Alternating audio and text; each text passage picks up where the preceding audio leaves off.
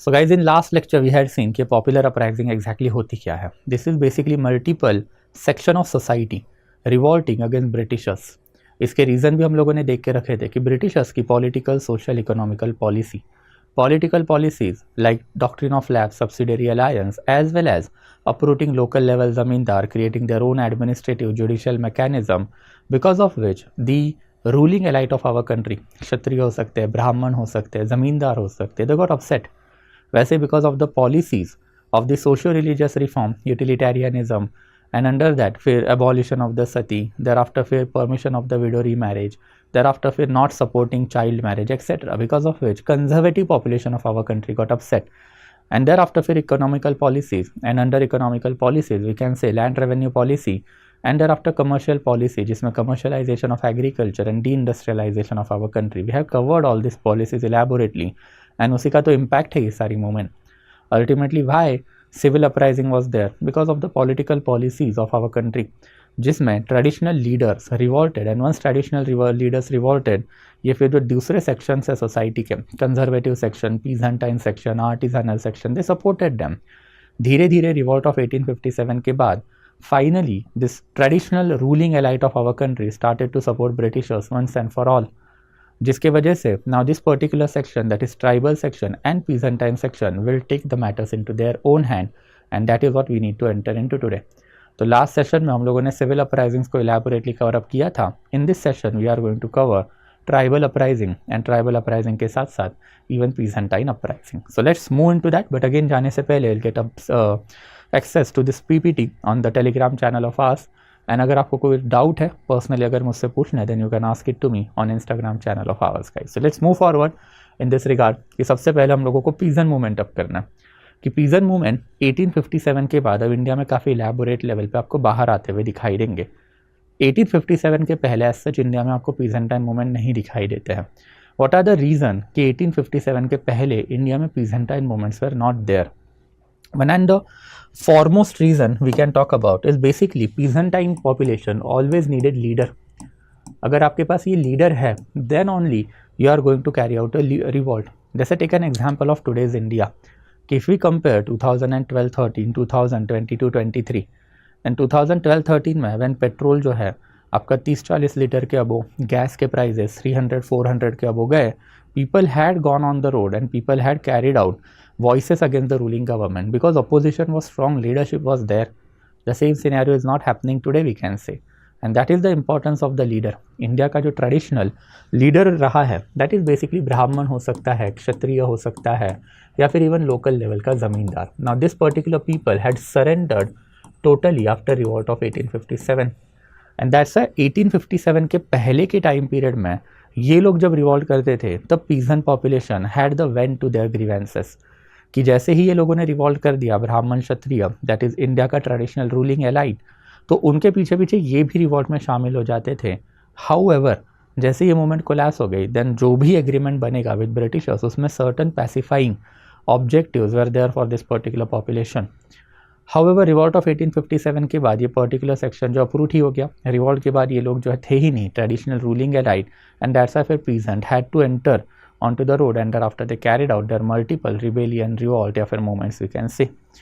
Second important thing कि 1857 के पहले हम लोगों को पीजेंटाइन मूवमेंट ज़्यादा नहीं दिखाई दी है. 1857 के बाद में हम लोगों को पीजेंटाइन मूवमेंट ज़्यादा दिखाई दी है. It is because of the British policy कि ब्रिटिश पॉलिसी का एक रिवर्सल अब हम लोग को दिखाई दिया. प्री 1857 में British policy was very high handed. हमने देखा है कि during the time period of the British East India company there was zero tolerance to any criticism, zero tolerance to going against government. अब 1857 के बाद में ब्रिटिश गवर्नमेंट का rule direct है. 1857 के बाद जब ब्रिटिश गवर्नमेंट का रूल आएगा, then British policies have change, and since government is directly ruling India after 1857 का रिवॉल्ट जो लेटर ऑन हम देखेंगे, तो उसके वजह से भी pigeon now had that particular confidence in them कि धीरे धीरे they can enter into the road, and road पे आकर ultimately they can go against government.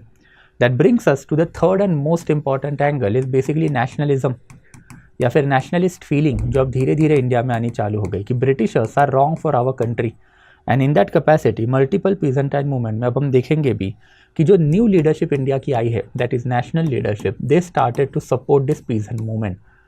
Liberal intellectual population of our country, जो अब नई इंडिया की पॉपुलेशन है, नई इंडिया की leadership after 1857, this people directly started to support peasant population. इसके वजह से भी जो लैक ऑफ लीडरशिप पहले के ज़माने में थी, दैट इज़ प्री 1857, तब का रूलिंग एलाइट सिर्फ अपने बारे में सोचता था, they use to not think about peasant population. अब 1857 बाद वाला जो पॉपुलेशन या फिर लीडरशिप आई है, this particular leadership is thinking about the peasants, so we can cite this particular reason also।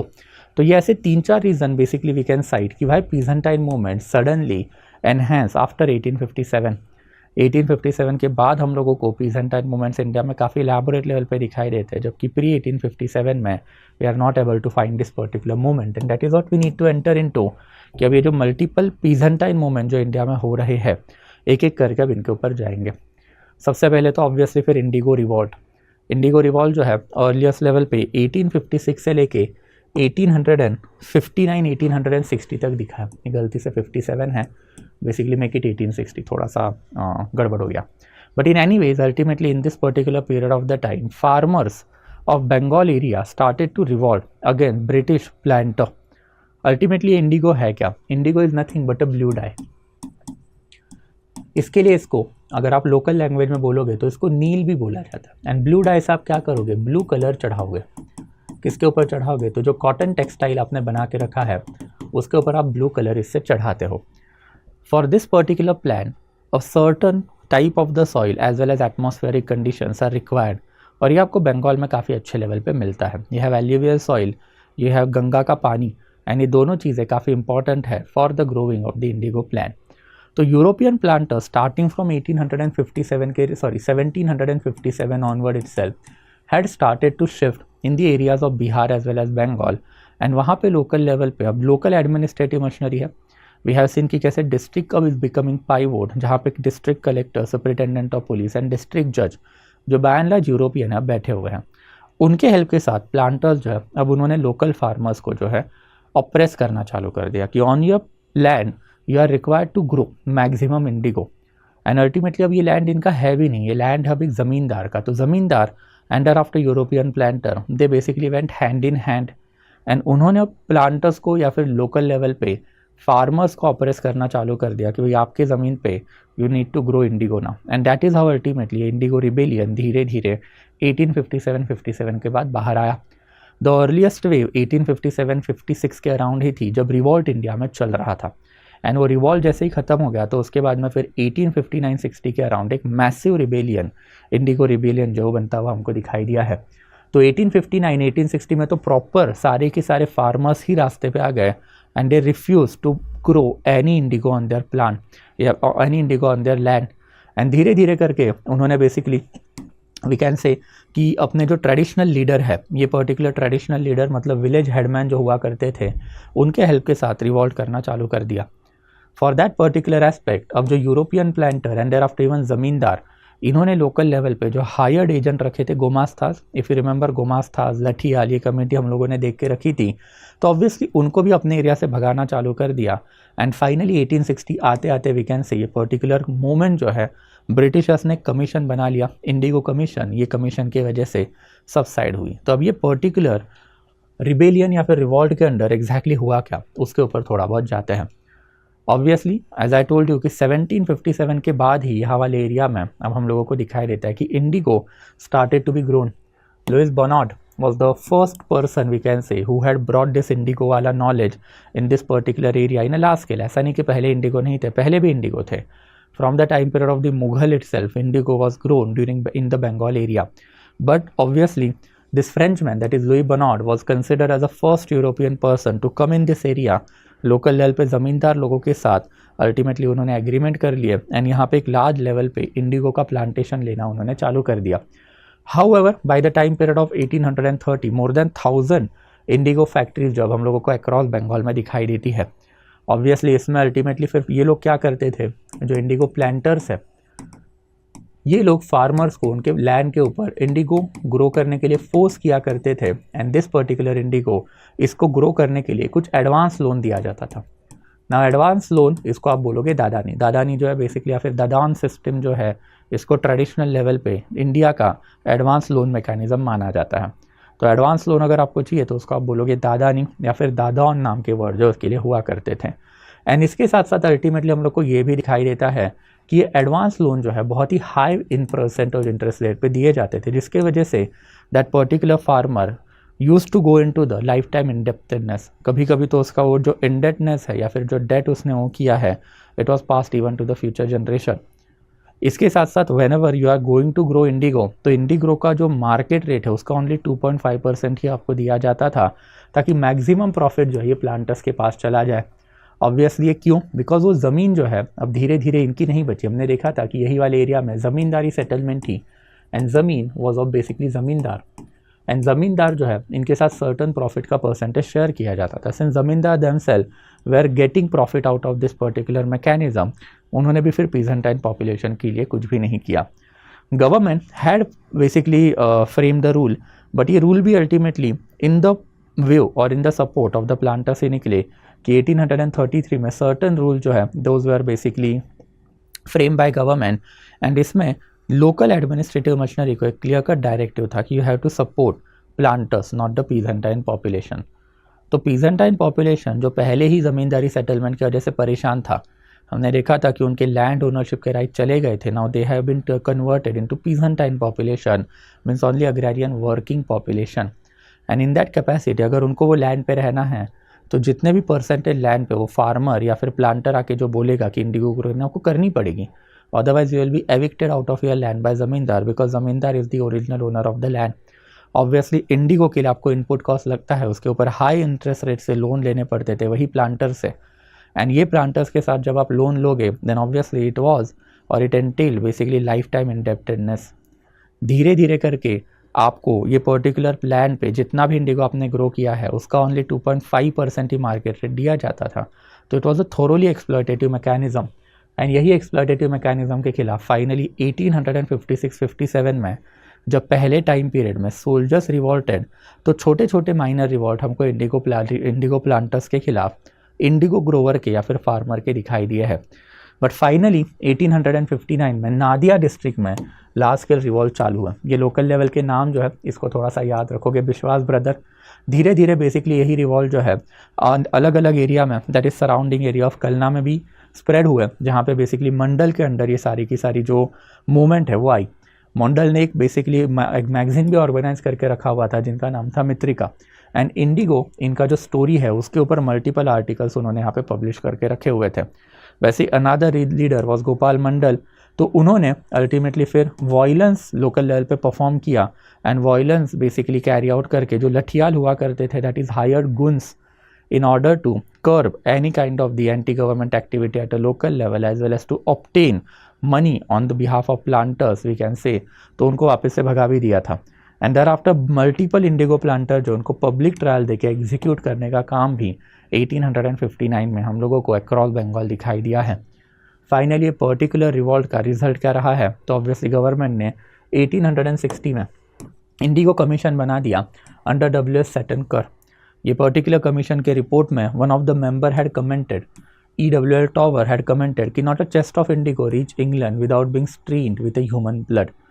However despite criticising this entire system, यही indigo report ने planters को सपोर्ट कर दिया, and in that capacity they recommended to government that you shall not be interfering into this particular system.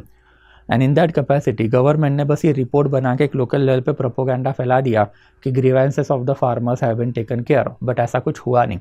And then there is basically one historian, Bengali historian है नूरुल हुसैन चौधरी, जिनका कहना है कि intensity of the movement, the report of the indigo commission together with coming of the chemically produce indigo in the market was responsible for phasing out indigo cultivation in Bengal. कि 1860 के बाद धीरे धीरे ये तीन चीज़ें जो है इसके वजह से ही ये मूवमेंट जो ख़त्म हुई। पहले तो इंटेंसिटी ऑफ द मूवमेंट कि वॉयलेंस जब आप कैरी आउट करते तो ज़्यादा लेवल पे सस्टेन रखना मुश्किल होता है। देर आफ्टर दूसरा जो है बेसिकली जो propaganda related to the report local level पे हुआ, एंड तीसरा इंपॉर्टेंट चीज़ जो है basically we can talk about of synthetic dyes Germany ने मार्केट में लाने चालू किए starting from 1880s 1890s onward, and synthetic dyes जो है they were almost half of the price of the indigo, जिसकी वजह से अब उसके लिए मार्केट में प्रेफरेंस बढ़ा, एंड इंडिगो का मार्केट इंडिया में ख़त्म हुआ, and that is of ultimately ये इंडिगो का रिवॉल्ट जो है वो ख़त्म हो गया वी कैन से। अगर हम लोग इसमें नेशनलिस्ट रिस्पॉन्स की बात करें देन ऑब्वियसली उस टाइम पे मल्टीपल बंगाली नेशनलिस्ट जैसे हरीश चंद्र मुखर्जी, इन्होंने हिंदू पैट्रियट न्यूज़पेपर में फार्मर पीजेंटाइन पॉपुलेशन के सपोर्ट में मल्टीपल आर्टिकल भी लिख के रखे हुए थे। And there after Deen Bandhu Mitra had written a book called as Neel Darpan. Neel Darpan in the sense basically neel planter या फिर neel grower, not planter sorry, neel grower जो है उनका एक बायोग्राफी काइंड ऑफ बुक था कि उनकी आत्मकथा थी कि उनको हर दिन पे या डेली बेसिस पे प्लांटर्स के वजह से कितने प्रॉब्लम लोकल लेवल पे फेस करने पड़ते हैं। एंड देयर आफ्टर इससे एसोसिएटेड एक ब्रीफ हिस्टोरियोग्राफी भी है कि सुभाष भट्टाचार्य का कहना है कि movement began and ended A struggle against the planter. तो इसमें बेसिकली कोई आपको इंडिया या फिर इंडिपेंडेंस ऐसे वाले वर्ड नहीं डालने हैं। वैसे आरसी मुजुमदार का भी कहना है कि it was a forerunner to the non violent passive resistance which was later on successfully adopted by Gandhi ji. कि ऑब्वियसली इंडिया में नॉन वायलेंट मूवमेंट का सारा क्रेडिट हम लोग गांधी जी को ही देते हैं, बट गांधी जी के मूवमेंट का एक फोररनर रहा है इन द सेंस कि मल्टीपल जगह पे फार्मर ने डायरेक्टली स्ट्राइक ही ऑर्गेनाइज करके रखी थी कि we are not going to grow indigo come what में। तो आप कितना भी एट्रॉसिटी करो कि लोकल लेवल पे हम लोग इंडिगो बेसिकली ग्रो ही नहीं करेंगे। एंड दैट्स फिर आरसी मुजुमदार का ये स्टेटमेंट। एंड देयर आफ्टर फिर जोगेश चंद्र बागल, जिनका कहना था it was a non violent revolution.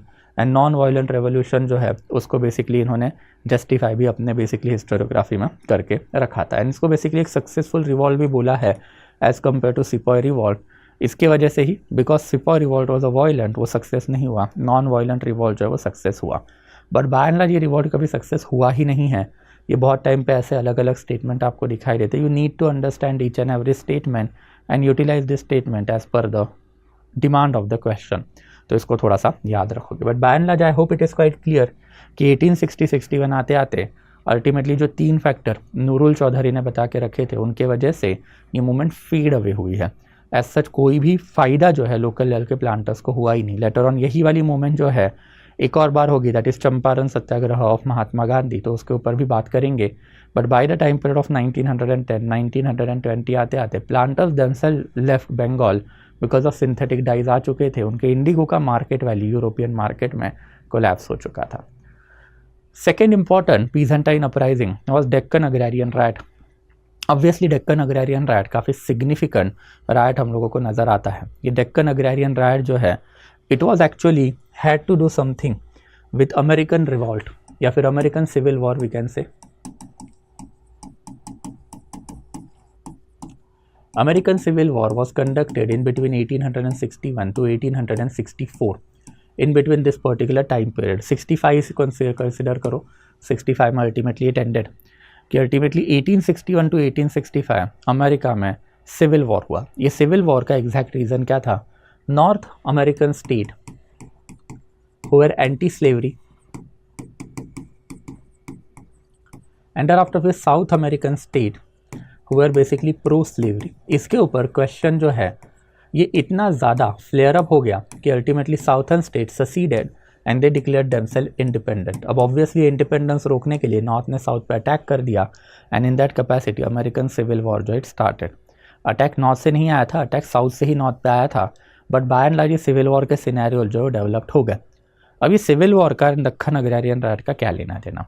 तो प्लेन सिंपल टर्म्स में अगर हम देखें तो मैंने आपको पहले ही बता के रखा था कि इफ़ यू रिमेंबर 1782 के around Britain had take that decision and will decision that they had took that basically decision कि उनको अब इंडिया के ऊपर कॉलोनाइजेशन चलाना है। क्यों?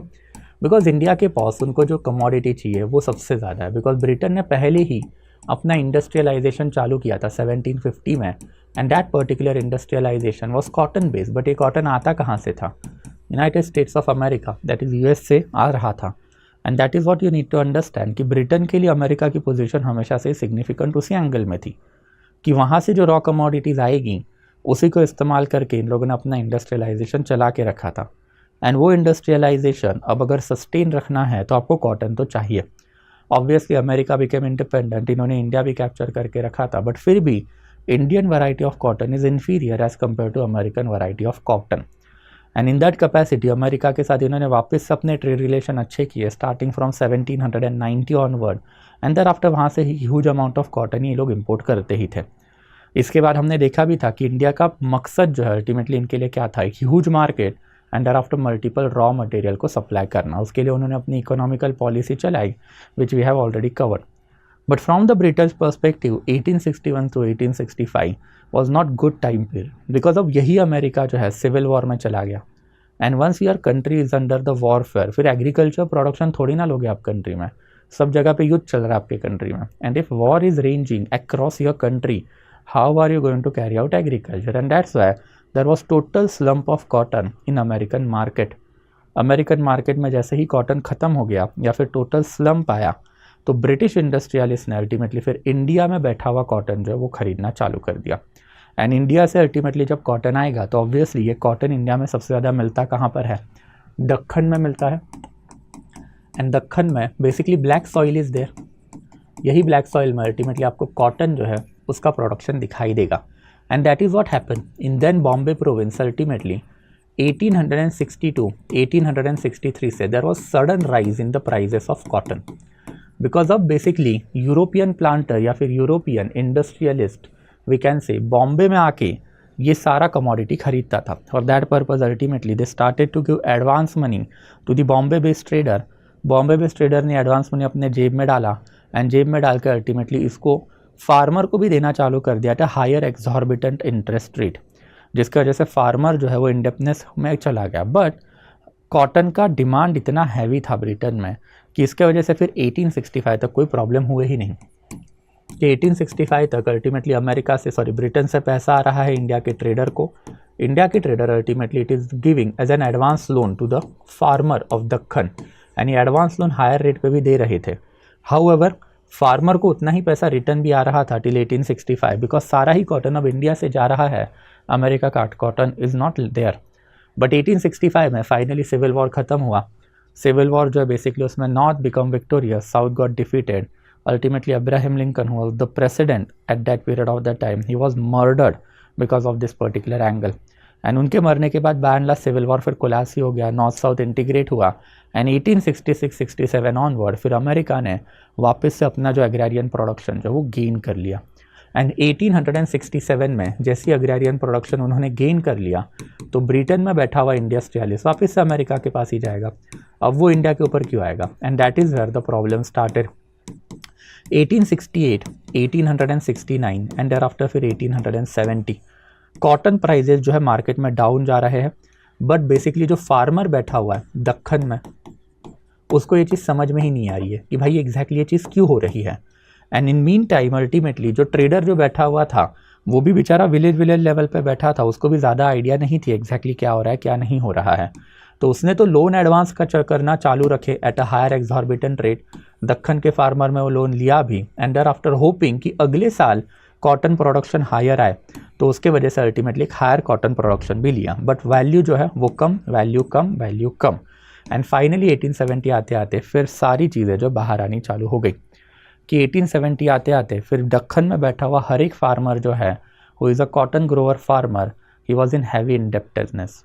उसको अब ये भी पता चल गया कि उसकी पूरी ज़मीन एंड देयर आफ्टर उसकी पूरी ज़िंदगी अब लोन शार्क्स के पास चली गई है। एक मनी लैंडर या फिर ट्रेडर जिसके पास से आपने लोन लिया था, he is coming at your home, आपका ज़मीन जो है वो कॉन्फिस्केट कर रहा है, आपके ओनरशिप के राइट जो अब उसके पास जा रहे हैं। ऑब्वियसली वाली एरिया में रहत वाली सेटलमेंट है, तो यहाँ पे बैठा हुआ जो फार्मर है वही यहाँ पे ओनर भी है।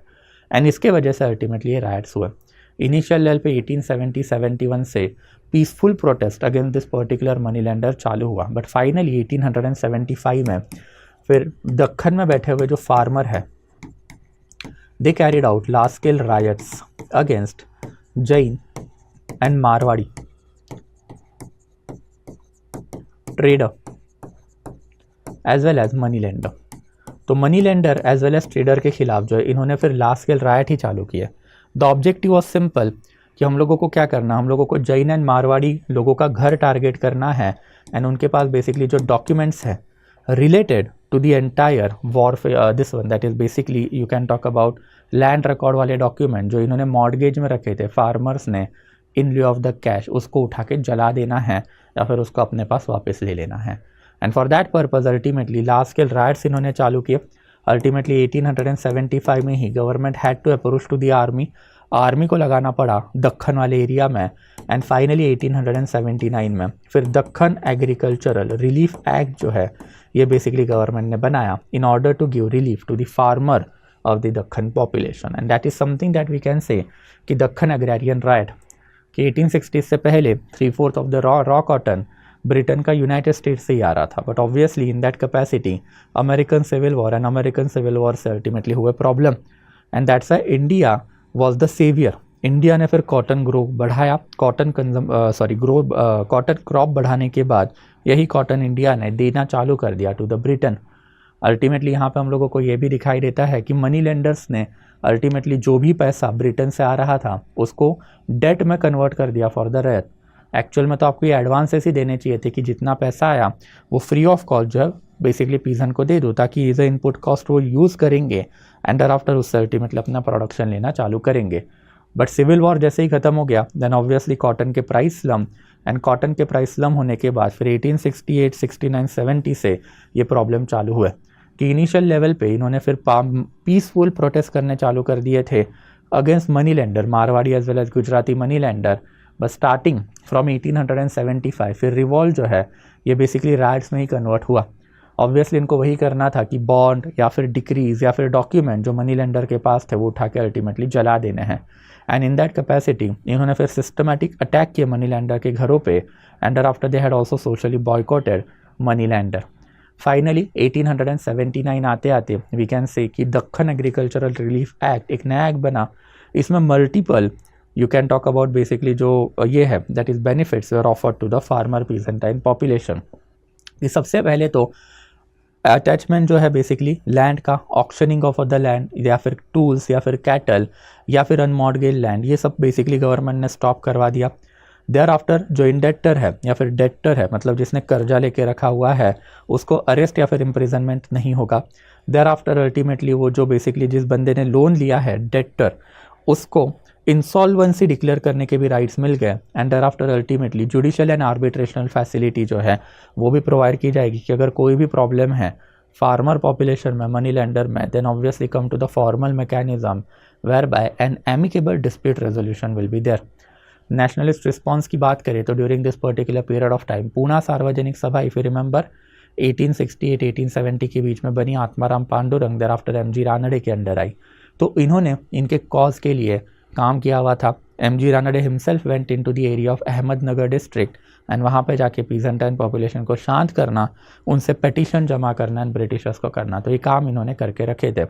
इसी टाइम पीरियड में because of this particular Deccan agricultural relief act, Vasudev Balwant Phadke जो है he is basically also considered as a first revolutionary of our country. उन्होंने रेवोल्यूशन जो चालू कर दिए थे with an objective of establishing Indian republic, but Britishers ने अल्टीमेटली उनको अरेस्ट कर लिया, अरेस्ट करके अडेन में भेजा where he died of the hunger strike in 1883। तो this is something that we can talk about Deccan agrarian riot. That brings us to the next one that is Pabna peasant movement और Pabna movement. अब इसके ऊपर जाते हैं। As far as Pabna movement ये again Bengal वाली movement है, एंड ये मूवमेंट जो है ये भी पोस्ट 1857 वाली मूवमेंट आपको दिखाई देगी। ये सबसे पहले अगर बात करें तो ऑब्वियसली यहाँ पे ज़मींदारी राइट या फिर ज़मींदारी सेटलमेंट चल रही है, अगेन बंगाल वाला एरिया है, एंड यहीं पे दैट इज़ बंगाल वाले एरिया में there was an act X of 1859। ये एक्ट एक्स ऑफ 1859 से जो टेनेंट है उनको ऑक्यूपेंसी राइट जो है बेसिकली प्रोवाइड किए गए थे, अगर बेसिकली उन्होंने 12 ईयर्स के लिए रेंट पे करके रखा हुआ है। मतलब ज़मींदारी में एक ज़मींदार बैठा हुआ है, ये ज़मींदार के अंडर अब लैंड ओनरशिप का राइट है। अब इसमें से फॉर एग्जांपल ये एक लैंड XYZ बंदे का है, एंड ये XYZ बंदा जो है क्या है बेसिकली वहाँ पे बैठा हुआ है। अब एक ज़माने में वो ओनर ही था, बट अब ज़मींदार के पास अपने सारी ओनरशिप दे के रखी है, तो he basically got converted into peasantine population, and peasant को अल्टीमेटली आप एविक्ट कर सकते हो जब चाहे तब। बट अगर वो पीजेंट के पास अगर ऑक्यूपेंसी राइट है, ऑक्यूपेंसी राइट अगर उसके पास रहेंगे, then that particular peasant can not be evicted without legal procedure. And वो पर्टिकुलर ऑक्यूपेंसी राइट पीजेंट के पास कब आएंगे, अगर वो 12 साल के लिए स्ट्रेट अपना रेंट भर रहा है तो। Obviously it was a quite good thing for the peasant, because obviously one peasant was that on that particular land, तो ऑब्वियसली वो वहीं पर जिंदगी भर रहता था। In fact majority of the peasantine population across Bengal was the actual owner of the land once upon a time period. ये तो ब्रिटिशर्स ने, कॉर्नवालिस ने 1793 में आउट ऑफ नोवेयर डिक्लेयर कर दिया कि peasant population is no longer the owner, the real owner will be the zamindari people या फिर zamindar, and that's why occupancy right was a kind of the relief to the local population. Ultimately यही particular act में हम लोगों को ये भी दिखा के रखा है कि ज़मींदार जो है वो रेंट जो है ओनली 3 ओकेजन में ही क्या करेगा, इंक्रीज़ करेगा, कि जब बेसिकली रैयत जो है उन्होंने बेसिकली लेस रेंट पे किया है as compare to neighbouring area, कि आपका लैंड एंड आफ्टर बाजू वाले विलेज का लैंड सेम है, आपके लैंड में बाजू वाले विलेज के लैंड में 10 kg राइस ही आया है, एंड बाजू वाला विलेज का बंदा जो है 5 kg का टैक्स दे रहा है और आप सिर्फ 3 kg का टैक्स दे रहे हो, तो ज़मींदार कैन इंक्रीज योर रेंट। वैसे ही ultimately value of the produce is increase, कि लास्ट ईयर में 10 kg राइस जो है 10 रुपये को बिका था, बट इस बार वो 20 रुपये को बिका है। तो in that capacity also we can say now 10 से लेके 20 तक का इंक्रीज़ हुआ, तो आउट ऑफ 20 रुपीज़ तो ऑब्वियसली फिर आपको रेंट जो है उस हिसाब से बढ़ाना जायज़ है, it is allowed. And there after if ryot paid rent for the less land and the actual held, कि ryot that is all basically peasant is having 10 acres under them but they are cultivating only 5 acre of the land and in that capacity only 5 acre land का ही land rent जो है वो पे करे, तो ये भी नहीं चलेगा, पूरे ही land का आपको rent पे करना पड़ेगा। तो obviously this was also a kind of the safeguard you can say against enhancement of the rent, वरना प्रॉब्लम वही है ना कि ज़मींदार को पता है कि उसके अंदर की ज़मीन में अगर एक पीजेंट को वो कभी भी निकाल सकता है, बट अगर उसको ऑक्यूपेंसी राइट मिल गया तो मुश्किल है, एंड ऑक्यूपेंसी राइट कब मिलेंगे, तो 12 ईयर्स का रेंट जब वो पे करेगा तब। तो एट द 10th ईयर या फिर एट द 11th ईयर ये ज़मींदार जो है ये इनके रेंट के वैल्यू डायरेक्टली बढ़ा देते थे, कि लास्ट ईयर आपने रेंट भरा है 5 रुपये का, तो इस बार जो है मेरी ज़मीन है आई एम टेलिंग यू अब आप 50 रुपये का रेंट भरोगे, तो वो भर ही नहीं पाएगा वो बेचारा बंदा, एंड इन दैट कैपेसिटी जो आपको 12 कंटिन्यूस ईयर के लिए रेंट पेमेंट करना पड़ेगा वो आप कर नहीं पाओगे, and ultimately we can say कि ऑक्यूपेंसी राइट पीजेंट को जा ही नहीं गए। एंड फाइनली ट्रिगरिंग पॉइंट जो है वो हुआ जूट के ऊपर। अब ये जूट के ऊपर ये ट्रिगर कैसे हुआ उसकी थोड़ी बहुत बात करते हैं। ऑब्वियसली पाबना वाले एरिया में jute was the major cash crop, indigo नहीं था, यहाँ पे जूट था। Jute was basically a very good packaging material, जैसे आज के टाइम पे कागज़ का पैकेजिंग मटेरियल बनता है एंड $1 बिलियन की इंडस्ट्री है, तो वैसे एक ज़माने में गोनी होती थी, एंड ये गोनी आपने कभी तो देखी भी होगी, ये गोनियाँ जो है बेसिकली जूट के मटेरियल की बनती है। तो ये जो जूट है it was a very good packaging material, and यही जूट जो है इसका बेसिकली बिजनेस जो है यहाँ पे स्टार्टिंग फ्रॉम 1790 1800 ऑनवर्ड जो है इंट्रोड्यूस हुआ था।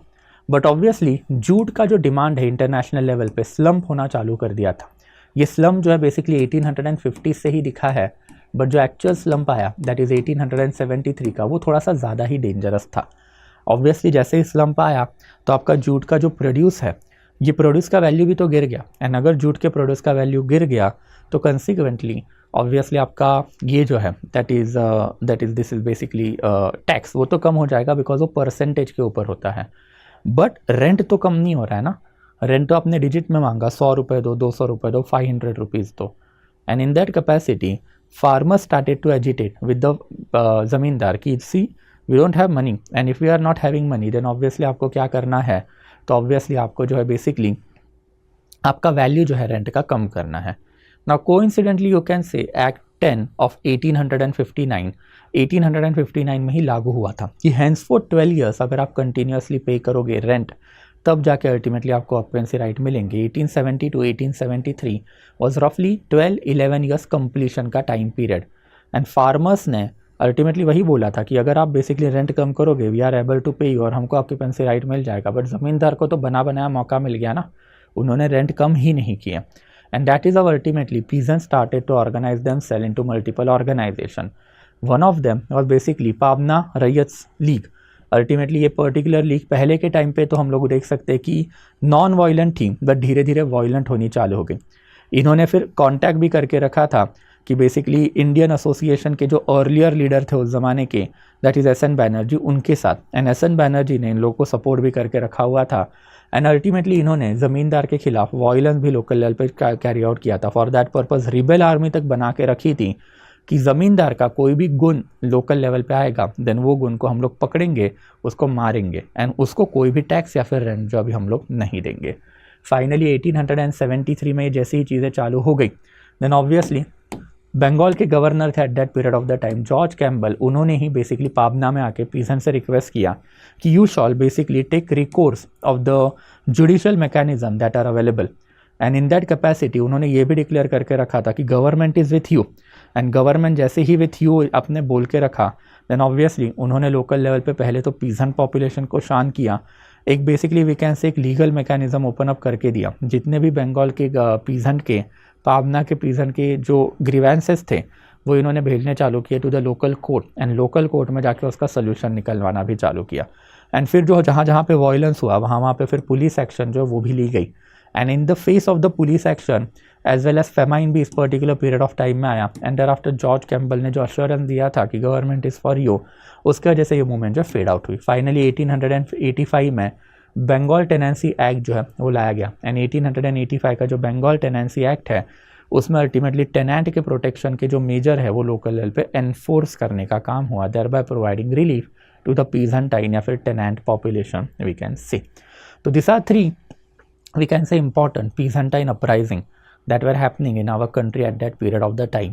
इसमें बस 2 ही चीज़ें याद रखनी है कि प्रीलिम पर्सपेक्टिव से यही 3 रिबेलियन जो है वापस से घिसी पिटी यूपीएससी पूछता है, एंड मेंस पर्सपेक्टिव से एक सवाल आपको आने के चांसेस है कि 1857 के पहले रिवॉल्ट नहीं है, 1857 के बाद रिवॉल्ट है, तो ऐसा क्यों भाई? तो उसके भी 3-4 रीज़न हमने स्टार्टिंग में देखे, एंड देयर आफ्टर नेचर हो सकता है, सिग्निफिकेंस हो सकता है ऑफ पीजेंट मूवमेंट आफ्टर 1857, तो उसके भी certain basically avenues we need to see कि नेचर भी हो सकता है फिर सिग्निफिकेंस भी हो सकता है। ये सारी चीज़ों में यही वाले पॉइंट जो आप डाल सकते हो कि सबसे पहले तो है awareness of the colonial nature. Awareness of the colonial nature का क्या मतलब है कि ultimately colonial people are not good for us. Colonial people भले ही लोकल लेवल पे certain socio religious reform, economical, political reform कर रहे हैं, but the true nature is exploitation, and ये एक्सप्लॉयटेशन के खिलाफ अगर हम लोग रास्ते पे नहीं आए, आवाज़ नहीं उठाई, then obviously our grievances will not be taken care of by the government. Thereafter assertion of the legal right, इसके एग्जाम्पल भी हमने देखे हैं कि मल्टीपल जगह पे अल्टीमेटली पीजेंट को अपीज करने के लिए उनके लीगल राइट्स इन्वोक किए।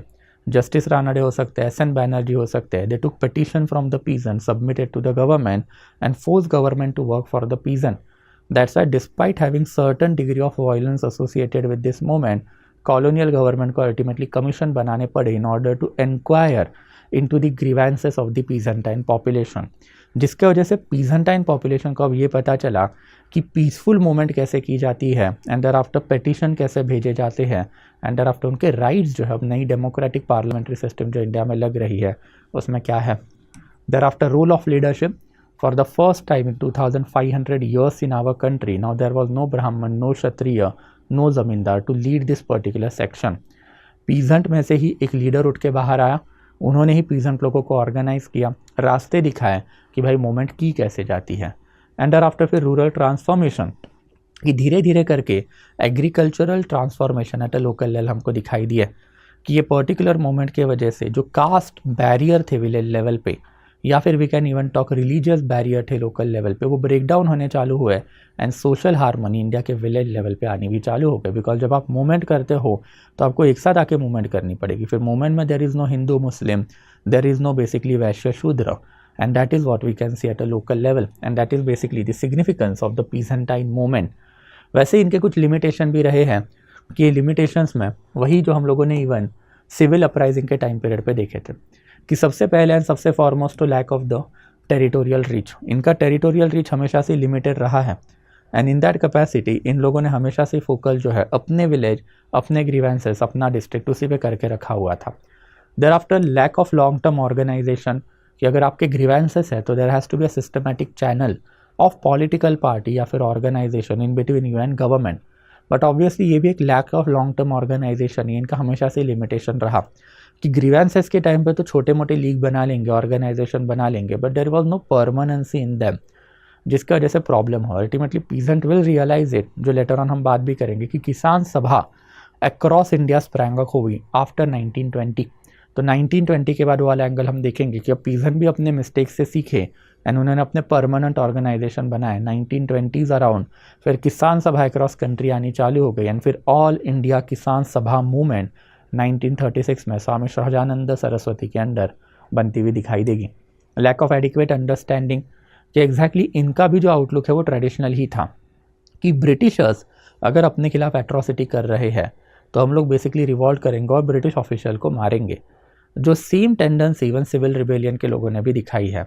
तो ये भी बेसिकली जो है लिमिटेशन रहा है कि आपको एक एडिक्वेट अंडरस्टैंडिंग नहीं है कि ब्रिटिशर्स के खिलाफ आपको लड़ना है तो आपको कैसे लड़ना है। Britishers are not an individual, they are an institution, and in that capacity if you are fighting against institution, आप एक बंदे को मारोगे उसके जगह दूसरा बंदा आएगा, उसको मारोगे उसके जगह तीसरा बंदा आएगा। तो that is why you need to understand कि if you have to fight britishers then this is not a way, violence is not a way, and ये भी एक इनका हमेशा से लिमिटेशन रहा है। And there after conception of the alternative society was missing, ये भी सेम पॉइंट है। हमने देखा था कि सिविल अपराइजिंग या फिर इवन ट्राइबल अपराइजिंग में भी हम देखेंगे कि अल्टीमेटली आप रिवॉल्ट कर रहे हो, उसमें एक इकोनॉमिकल ग्रीवेंसेस है आपके पास कोई लॉन्ग टर्म विजन नहीं है कि political, social, economical, cultural reel कैसी होगी। एंड अल्टीमेटली आपको ये भी नहीं पता कि जब वो ब्रिटिशर्स चले जाएंगे तो आपके ऊपर रूल कौन करेगा एंड आपके एरिया का मैनेजमेंट कौन करेगा। तो ये सारी ही प्रॉब्लम या फिर limitation we can talk about in the peasant uprising. And that finally brings us to the tribal movement.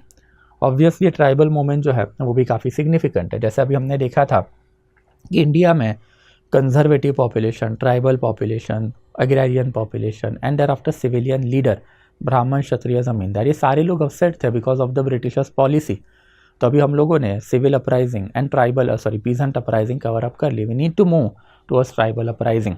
And obviously out of 3 सबसे डेंजरस ये हमेशा ट्राइबल अपराइजिंग ही होते थे। जैसे आज के टाइम पे भी आपको दिखाई देगा कि आप नॉर्थ ईस्टर्न ट्राइबल एरिया या फिर इवन अंडमान निकोबार वाले ट्राइबल एरिया के अंदर जाओगे तो those people do not want any kind of the outside interference in their area, and in that capacity वो लोग जो है fiercely protective of their right.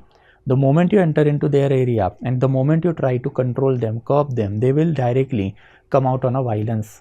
And ये वायलेंस जो अल्टीमेटली फिर एक तो आप जिंदा रहो या फिर हम जिंदा रहे उसी एंगल में होता है। एंड वही चीज़ हम लोग को अल्टीमेटली अंडर ब्रिटिशर्स भी दिखाई दी है कि मल्टीपल ट्राइबल रिबेलियन या फिर ट्राइबल अपराइजिंग लोकल लेवल पे रही। अब वो क्यों हुई वो देखेंगे, बट उसमें जाने से पहले जस्ट अ ब्रीफ डाटा कि इंडिया में 2 ट्राइबल रिबेलियन आपको दिखाई देंगे, एक mainland tribal revolt and there after north eastern tribal revolt. Unfortunately north eastern tribal revolt के पास हमारे पास ज़्यादा डाटा नहीं है। Again it is also conscious attempt by the nationalist, marxist as well as subaltern historian in our country कि इन लोगों को कहीं ना कहीं तो इंडिया में जोड़े। अब हम लोग इसके ऊपर भी बात कर चुके हैं कि this particular area that is north eastern India, it was never a part of our country. ये एक्चुअल में तो बर्मा का एरिया है, बर्मा से अल्टीमेटली हमने हमारे पास लाया है। And there after in order to inculcate sense of nationalism हमको उनको कोई ना कोई तो डाटा देना पड़ेगा ना कि भाई आप भी हमारे ही हो। एंड दैट्स फिर होम रिबेलियन जो हमने देख के रखा था। And there after ultimately tribal rebellion में भी हम लोग नॉर्थ ईस्टर्न ट्राइबल रिबेलियन देखते हैं, बट एज सच कोई ज़्यादा रिबेलियन है नहीं, एक हाथ दूसरा ही रिबेलियन है, उसके ऊपर थोड़ी बहुत बातें जो हम लोग करेंगे। तो कुछ मेनलैंड ट्राइब है एंड नॉर्थ ईस्टर्न ट्राइब है। What is the basic difference in between them? Mainland tribal they are basically acquainted with the mainland religion and mainland society. मतलब ये लोग जो है इनका कोई ना कोई तो एक धर्म से पाला पड़ा है कि मेनलैंड ट्राइबल के जो लोग हैं आपको एक तो हिंदू, मुस्लिम या फिर क्रिश्चियन दिखाई देंगे। एंड यही मेनलैंड ट्राइबल के लोग they are quite civilise also. Now they have given up their older way and they have adopted modern British way, we can say, thanks to the Christian missionary, thanks to the British government entering into their area, we can talk about. However, North Eastern tribal आपको आज भी दिखाई देंगे कि majority of the time period में इनका religion ही नहीं होता है, and they are basically aboriginal in nature, मतलब they are tribal in nature. ये tribes and thereafter civilized countries में या फिर civilized population में यही तो difference है। Why we are, you and me, we are civilized. You and me, we are civilized because we are following a particular religion and particular system. Tribal लोगों का ना कोई धर्म होता है, ट्राइबल लोगों की ना कोई सिस्टम होती है, एंड उनके तौर तरीके जो है फिर वो एबोरिजिनल ही माने जाता है। जैसे कोई दूसरे ट्राइब का बंदा उनके आजू बाजू में आए वो मार देंगे विदाउट आर्ग्यूमेंट, विदाउट डिस्कशन। वैसे ही खाना जो है बेसिकली आज भी हंटर फूड गैदरर पे ही इनका चलता है कि एनिमल को मारेंगे एंड आफ्टर एनिमल को खाएंगे। तो ये सारे क्या है, एबोरिजिनल वे है, पुराने तरीके हैं जीने के। Now there are new ways of life that is religion, and जब आप रिलीजन को नहीं फॉलो करोगे then you are an aboriginal, you are a true tribal, we can say. And that is the basic difference in between them कि mainland India के tribal population they are quite civilise, they have adopted certain religion, they have also adopted modern ways of life starting from British period itself. जबकि north eastern tribal जो है they are not civilise, we can say, they have not adopted religions as per, and they have also basically say we can say living their traditional ways of life, जो basically हज़ारों सालों से इंसान जैसे रहा है हंटर फूड गैदरर के तौर पे, वैसे ही आपको यहाँ पे दिखाई देगा। मल्टीपल ट्राइब्स है, मल्टीपल ट्राइब्स मल्टीपल एरियाज में आपको जो बेसिकली दिखाई देगी। एंड अल्टीमेटली इन लोगों का मेन रीज़न क्या रहा है? मेन रीज़न वही है जो बेसिकली हमने देखा था कि पीजेंटाइन पॉपुलेशन का है, कि एक ट्राइबल एरिया है बड़ा, ऑब्वियसली ये फॉरेस्ट एरिया है, एंड ये फॉरेस्ट एरिया में अल्टीमेटली एक ट्राइब रह रही है।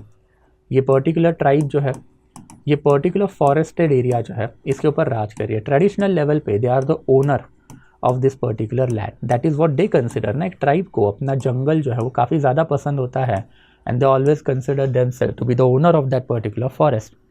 बट ऑब्वियसली ब्रिटिशर्स का हंगर हमने पहले ही देखा है। Forest means forest produce, and इसमें भी सबसे significant timber, and timber resources are required for industrial revolution, and that's a Britishers starting from 1800, जैसे ही उन्होंने इंडिया को कैप्चर करना चालू किया, they started to enter into this forested area. Forested area में जाएंगे एंड फॉरेस्ट एरिया को mainstream society में लाने का काम करेंगे। बट ऑब्वियसली जैसे ही आप मेन स्ट्रीम सोसाइटी में लाने की कोशिश करोगे तो मतलब क्या है, ये ब्रिटिश इंटरफियरेंस है कि ट्राइबल लोग जो है they always wanted to live in seclusion, but अब ब्रिटिशर्स आपके बीच में आ रहे हैं, एंड जब ब्रिटिशर्स आएंगे तो फोर्सिबली अरेस्ट होगा, forcibly we can say even rapes होते थे, forcibly we can say majority of the time period पर ट्राइबल को उनके लैंड से एविक्ट भी किया जाता था। फर्दर अगर उनको उनके लैंड पे रहना भी है तो अब उनके ऊपर ट्राइबल लॉज जो ब्रिटिशर्स ने डालने चालू किए। 1827 का फॉरेस्ट एक्ट, 1867 के फॉरेस्ट एक्ट, ऐसे मल्टीपल फॉरेस्ट एक्ट आए जिसमें क्लियरली लिखा हुआ था कि ये area is basically government property, it is not tribal property, and in that capacity यहाँ पे जो भी प्रोड्यूस है या फिर जो भी मटेरियल है that is basically government own material, tribal people have no rights on them. तो ब्रिटिश इंटरफेरेंस तो था ही, ब्रिटिश इंटरफेरेंस के साथ साथ we can say loss of traditional rights जो है ये भी अब अल्टीमेटली आपको फार्मर पीजेंट के लिए दिखाई देंगे, ट्राइबल लोगों के लिए सॉरी दिखाई देंगे। And there after next important was basically land revenue. Obviously अब आप इस लैंड पे रहना चाहते हो तो आपके ऊपर भी अल्टीमेटली लैंड रेवेन्यू सेटलमेंट जो डाली जाएगी depending upon which area you are in. And land revenue settlement अगर आपके ऊपर डाली जाएगी तो वही वाली प्रॉब्लम है कि अब आपको बेसिकली रेवेन्यू ब्रिटिश गवर्नमेंट को देना ही है। अब किसी ज़माने में आप रेवेन्यू नहीं दे पाए तो आपके पास मनी लेंडर जो है वो भी ब्रिटिश गवर्नमेंट ने अवेलेबल करवा के दिया है, एंड ये मनी लेंडर जो उसके साथ जाके आप क्या करोगे, लोन लोगे, एंड जैसे ही आप लोन लोगे देन ऑब्वियसली योर जिंदगी इज़ दी एंड। ये हमने पहले ही देख के रखा था कि money lenders that is basically Jain, Marwari, ये गुजराती मनी लेंडर आपको दिखाई देंगे अक्रॉस इंडिया, ये आपको आज भी दिखाई देते हैं। In fact if you go into your village will find at least one Gujarati, Marwari, अगर वो नहीं रहेंगे तो बनिया या फिर कोई ना कोई तो दूसरा मनी लेंडर आपको दिखाई देगा। एंड ये मनी लेंडर दे वर ब्लड सकिंग मनी लेंडर कि हाई एग्जॉर्बिटेंट इंटरेस्ट रेट पर आपको लोन देंगे, इन रिटर्न आपकी पूरी ज़िंदगी जो इनके अंदर चली गई, बिकॉज यू आर इलिटरेट, आपने बॉन्ड साइन किया हुआ है, you don't know how much amount of money you have to return, you don't know what you have pledge in return of that particular money, and that is ultimately आपकी ज़िंदगी जो है ख़राब होगी। वैसे फिर मिशनरी एक्टिविटीज़ ये भी काफ़ी सिग्निफिकेंट है। मिशनरीज़ अपना बाइबल, राइस बैग लेके आते थे, एंड देयर आफ्टर मिशनरीज़ ने इन लोगों को सिविलाइज़ करने का भी ट्राई किया। बट आप सिविलाइज़ करने का ट्राई करते हो तो ट्राइबल प्रैक्टिसेस को आप अपोज कर रहे हो ना, जैसे tribal believe in human sacrifices, animal sacrifices, तो ये सारी चीज़ें आप अगर अपोज करोगे देन ऑब्वियसली फिर आपके यू कैन कंसिडर उनके लिए उनका जो ट्राइबल वे ऑफ लाइफ है उसमें ये इंटरफेरेंस हो गया। एंड देयर आफ्टर फिर socio religious reform of Britishers, जो ब्रिटिशर्स ने अक्रॉस इंडिया डाल दिया, अपने स्लेवरी अबॉलिश किया, अपनी ह्यूमन सैक्रिफाइसेस अबॉलिश किए, चाइल्ड इन्फेंटिसाइड अबॉलिश की, ये सारी चीज़ें जो है ट्राइबल वे ऑफ लाइफ में कहीं ना कहीं तो क्या होती है, as a you can say road block होती है, because tribal culture is necessarily a violent culture, and ये वॉयलेंस में ब्रिटिशर्स ने इसको रोकने की जैसे ही कोशिश की हो गई गड़बड़। अल्टीमेटली ये ट्विन रीज़न हम लोगों को दिखाई देते हैं कि from the perspective of the tribal कि there is sahib and then there is diku. Diku मतलब ये इंडियन पर्सन है बट वो आउटसाइडर है, ये कोई भी हो सकता है, ये बेसिकली मनी लेंडर भी हो सकता है या फिर बेसिकली फार्मर पीजन भी हो सकता है या फिर अग्रेरियन लेबर भी हो सकता है। वैसे ही साहिब मतलब कौन, देन साहिब लोग मतलब गोरा बंदा, that is basically British official. तो अब ब्रिटिश ऑफिशियल यहाँ पे आके बैठा हुआ है एंड देयर आफ्टर आउटसाइडर भी यहाँ पे आके बैठे हैं and cumulatively what they are doing, उन्होंने बेसिकली इनको सिविलाइज करने की कोशिश की, इन लोगों ने इनके ऊपर रेवेन्यू लगाने की कोशिश की, मनी लेंडर के थ्रू इनके लैंड जो है अल्टीमेटली नॉन ट्राइबल बंदा दैट इज आउटसाइडर के पास देने की भी कोशिशें की। तो there was complete disruption of the tribal way of life, we can say एक complete disruption of tribal way of life. आप दिन भर जो काम करते थे सभी काम आपको ब्रिटिशर्स ने करने से रोक दिया, आपके राइट चले गए, आपके बेसिकली प्रैक्टिसेस चली गई, आउटसाइड इन्फ्लुएंस आपके एरिया में बहुत ज़्यादा बढ़ गया and that is Y tribals लोगों ने फिर धीरे धीरे करके मल्टीपल रिवॉल्ट जो है अब वो इंडिया में करने चालू कर दिए। आई नेवर थिंक कि इस पर्टिकुलर एरिया से कोई सवाल आएगा, बट जितने मोमेंट मैंने देखे रखे बस उतने ही कर लेना, that will be more than sufficient. कि सबसे पहले अगर हम लोग कोल रिबेलियन की बात करें तो कोल रिबेलियन 1831 में कोल ट्राइब ने ही करके रखा था छोटा नागपुर रीजन में। इसके रीज़न सेम थे कि money large scale transfer of the land, heavy taxation जो ब्रिटिशर्स ने लगा के रखे थे under after British judicial and revenue policy. Ultimately 1831 में बुद्धो भगत रिवॉल्टेड, जैसे ही रिवॉल्ट हुआ ब्रिटिशर्स ने अपनी आर्मी घुसा दी वाले एरिया में, आर्मी घुसा के ultimately basically Buddho Bhagat was killed and ये सारा एरिया जब ultimately was pacified by the britishers. Next one is Khasi uprising. Khasi uprising जो 1830-33 में आपको दिखाई देगा। इफ यू रिमेंबर 1824 to 26 ये पर्टिकुलर पीरियड ऑफ टाइम में बर्मीज वॉर हुआ। इसके बाद में 26 से लेके 28 के बीच में अहोम अपराइजिंग हुआ and when matter was settle down तो असम को बर्मा से कनेक्ट करना था एंड फॉर दैट पर्पस गारो खासी जयंतिया वाला एरिया जो है यहाँ पे ब्रिटिश इन्फ्लुएंस बढ़ना चालू हुआ। Garo tribe as well as Jaintia tribe ये दोनों ने भी रिवॉल्ट किए, but these are minor tribe in Meghalaya. Meghalaya में आज भी बेसिकली खासी ट्राइब जो मेजॉरिटी में है। तो खासी पीपल जो है डिड नॉट लाइक कि ईस्ट इंडिया कंपनी का जो इंक्रीजिंग इंटरफेरेंस यहाँ पर है।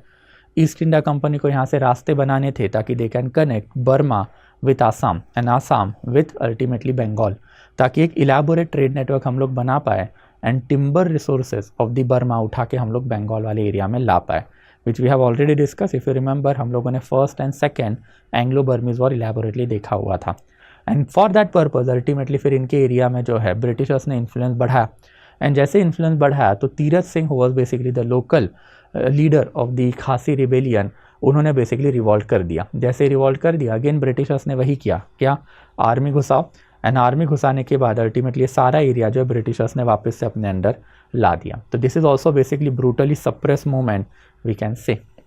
देयर आफ्टर फिर खोंड अपराइजिंग। खोंड जो है बेसिकली ज़्यादा परेशान क्यों थे, because British policy of economy जिसमें आउटसाइडर साहिब डिक्कू तो इनके एरिया में आ ही गया था, बट अपार्ट फ्रॉम दैट इनकी एक बेसिकली ह्यूमन सेक्रीफाइस वाली भी प्रैक्टिस थी, that is Maria. Maria sacrifice में अल्टीमेटली हर साल जो इनके ट्राइबल फेस्टिवल होते थे वो पर्टिकुलर फेस्टिवल में एक वुमन को सेक्रीफाइस ये लोग करवाया करते थे and missionaries tried to stop it vehemently. अब इससे इनको गुस्सा आ गया, चक्रा बिश्नोई के under ultimately they revolted and revolt करके अल्टीमेटली वी कैन से कि यहाँ पे भी ब्रिटिशर्स ने पहले मिलिट्री घुसाई, मिलिट्री घुसाने का चक्रा बिश्नोई जो है बेसिकली गायब हो गए। अब इसमें मल्टीपल थियरीज है कि उनको ब्रिटिशर्स ने मारा या फिर उनको बेसिकली किसी शेर ने खा लिया जंगल में, whatever the case may be, once he disappear the leader was not there and ultimately movement जो है वो कोलैप्स हो गई। नेक्स्ट वन जो है संथाल अपराइजिंग 1855-1866 के अराउंड। अगेन सेम रीज़न आपको दिखाई देंगे कि ज़मींदार, ईस्ट इंडिया कंपनी, इनका हैवी प्रेजेंस एंड अल्टीमेटली यहाँ पे आपको वही दिखाई देगा कि हैवी टैक्सेशन है, ह्यूज इंटरेस्ट रेट है, कॉन्फिस्केशन ऑफ लैंड है एंड इनके कुछ ट्रेडिशनल ग्रीवेंसेस हमेशा से ही रहे हैं। तो ये सारी चीज़ों की वजह से ultimately this people revolted Sidhu and Kanhu के अंडर, बट अगेन ब्रिटिशर्स ने यहाँ पे जो है वापस से आर्मी लगा दी एंड पूरा एरिया 1856 में जो है बेसिकली शांत करवा लिया। Thereafter in order to pacify this population इन्होंने एक सेपरेट संथाल परगना नाम का एक डिस्ट्रिक्ट जो है वो भी बना के रखा था कि एक सेपरेट संथाल परगना बनाएंगे एंड ये सेपरेट परगना ये बेसिकली तालुक लेवल का यूनिट होता था during the time period of the Mughal. Britishers के around by and large continue रहा है। तो संथाल परगना एक सेपरेट इनके लिए बना दिया था ताकि इनके जो ग्रीवेंसेस जो है वो शांत हो जाए। देयर आफ्टर मुंडा रिबेलियन की अगर बात करें तो इनका एक खूंट कट्टी सिस्टम था, that is basically joint ownership of the land. अब ये जॉइंट ओनरशिप ब्रिटिशर्स ने आके ख़त्म कर दिया एंड ऑब्वियसली फिर हर एक पर्टिकुलर फैमिली के अंडर लैंड फिक्स किया। जब आप लैंड फिक्स करोगे तभी तो लैंड रेवेन्यू लगाओगे, तो ट्रेडिशनल राइट इरोड हो गए वी कैन से। धीरे धीरे करके मनी लेंडर का इन्फ्लुएंस बढ़ा एंड मनी लेंडर ने बेड बिगारी सेटलमेंट भी चालू की। मतलब एक बेसिकली मुंडा बंदा इनके पास आएगा 10 रुपये का लोन लेने के लिए ये 10 रुपये का लोन लेंगे, but in return he will be basically work in return of that 10 रुपये for the rest of his life. उसने तो बस बेचारे अपने एक बॉन्ड साइन करके दिया था कि 10 रुपये इक्विवेलेंट वर्थ ऑफ काम जो वो करेगा, बट कब तक, कहाँ तक, एंड आफ्टर इवन बेसिकली इसका टाइम स्पैन, ग्रेविटी कुछ भी मेंशन नहीं है। तो everything ultimately fell into the hand of the moneylender, and ultimately moneylender ने thorough possible exploitation basically slave में ही कन्वर्ट कर लिया। That is basically force labour we can say. And there after ultimately फिर Catholic missionary activity जो tribal area में बढ़ रही थी, उससे भी ये लोग परेशान थे कि इनका ट्राइबल वे ऑफ लाइफ इसके वजह से इरोड हो रहा था। फाइनली बिरसा मुंडा ने खुद को राम भगवान का अवतार, ब्रिटिशर्स को रावण कंसिडर कर दिया, एंड ही रिवॉल्टेड इन 1899 इसमें ultimately Birsa Munda was captured, imprison, and imprison में अल्टीमेटली जेल में ही died. Finally in order to appease Munda population, British government ने छोटा नागपुर टेनेंसी एक्ट 1908 बना दिया, एंड इसमें ultimately transfer of tribal land to non tribal land was banned by the Britishers. And there after finally we can say कि ये सारा का सारा जो अभी हम लोगों ने देखा कि civil uprising, peasant uprising and tribal uprising, ये civil, peasant and tribal uprising, इनके कुछ जनरल पॉइंट जो अब हम लोग को देखने हैं कि इनके एग्जैक्ट वीकनेसेस क्या रहे हैं। ये एग्जैक्ट वीकनेसेस जो है बेसिकली सबसे पहला एंड फॉरमोस्ट जो है is lack of the colonial understanding. Obviously अब इसके ऊपर हम लोगों ने इलेबोरेटली बात करके रखी है कि एग्जैक्टली कॉलोनियल फंक्शन जो है वो वर्क कैसे करते थे। पहले के ज़माने में आप ही के कंट्री का राजा महाराजा बैठा हुआ था, आप उसके खिलाफ जाओगे तो आपके लिए कोई ना कोई तो चीज़ करके रखता था। अब ये बाहरी लोग थे, इनका ऑब्जेक्टिव इंडिया में इकोनॉमिकल एक्सप्लॉयटेशन करना था, एंड दैट्स वाई इनके खिलाफ वायलेंस करके आपको कुछ नहीं मिलने वाला था। तो all this particular moment they were quite inspirational for the future generation, but they always fail to understand कि एग्जैक्टली ब्रिटिशर्स के खिलाफ सक्सेस लाना है तो किस तरीके से लाया जा सकता है। वो चीज़ अब धीरे धीरे इंडिया में moderate, extremist and Gandhian leadership बताएगी। By and large we also follow their तौर तरीके या फिर their basically ways of the democratic politics itself, जिसके ऊपर हम लोग लेटर ऑन बात भी करेंगे। वैसे ही लेटर ऑन लोकल ग्रीवेंसेस इनके हमेशा से रहे थे। At under no circumstances you can call them as popular uprising. ये पॉपुलर अपराइजिंग्स है क्या, देन इसके ऊपर हमेशा से डाउट इसके ऊपर आप डाल सकते हो कि अल्टीमेटली ये लोकल ग्रीवेंसेस की वजह से हुई चीज़ है। किसी को बेसिकली सैक्रिफाइसेस में इंटरफेरेंस पसंद नहीं आया, किसी को आउटसाइडर्स का इन्फ्लुएंस जो है बेसिकली ज़्यादा लगा, किसी को अपना पॉलिटिकल पावर जा रहा है ये देखा नहीं गया, and in that capacity you can not attribute it to the general feeling among the masses. अगर इंडिया में सारे ही लोग परेशान होते तो obviously we can talk about कि पूरा इंडिया जो है वो ब्रिटिशर्स के खिलाफ है। जैसे आज के टाइम पीरियड में farmers might be upset with the current government, but जब फार्मर रास्ते पे आ रहे हैं तो बाकी का इंडिया रास्ते पे नहीं आ रहा है। मतलब बाकी का India by and large is happy with the government, only एक particular section is against the government. तो इन दैट कैपेसिटी फार्मर के अंदर का डिसकंटेंट जो आज फॉर एग्जांपल पंजाब या फिर हरियाणा में चल रहा है, you can not attribute it as a discontent of entire India. तो जैसे फार्मर के ग्रीवेंसेस है तो फार्मर रास्ते पे आए तो उनकी ग्रीवेंसेस, इंडिया के ग्रीवेंसेस नहीं। वही वाला पंगा है कि ये इंडिविजुअल ग्रीवेंस वाले मूवमेंट है। How far is it right to call it as a popular uprising, इसके ऊपर एक छोटी सी हिस्टोरियोग्राफी भी है जो थोड़े टाइम में देखेंगे। देयर आफ्टर ये हमेशा से सेमी फ्यूडल इन नेचर रहे हैं। मेजॉरिटी ऑफ द टाइम इनके जो लीडर है, ये लीडर जो अपने आप को बेसिकली डिवाइनिटी ऑफ किंगशिप या फिर डिवाइनिटी का अवतार लेके देखे थे। जैसे हम लोगों ने अभी देखा था कि we can talk about basically Munda rebellion में Birsa Munda hardly 23 years old थे व्हेन ही रिवॉल्टेड, एंड उन्होंने खुद को राम भगवान का अवतार डिक्लेयर करके रखा था। वैसे सिद्धो या फिर कान्हो या फिर बुद्धो भगत सभी ने अपने आप को कोई ना कोई तो भगवान का अवतार डिक्लेयर करके रखा था। Same angle was there even in civilian uprising. हमने तो अब मोनार्की सिस्टम के ऊपर इंडिया का इलेबोरेटली देख कर रखा और इंडिया का हर एक राजा अपने आप को भगवान का अवतार कंसिडर करता है। एंड ये सारी चीज़ों की वजह से we can say they were semi feudal in basically nature, and semi feudal in nature होने के साथ साथ हैड दे बिकम सक्सेसफुल, तो सक्सेसफुल होने के बाद इसका इम्पैक्ट जो है हमेशा लोकल लेवल पे ही ज़्यादा से ज़्यादा रहता।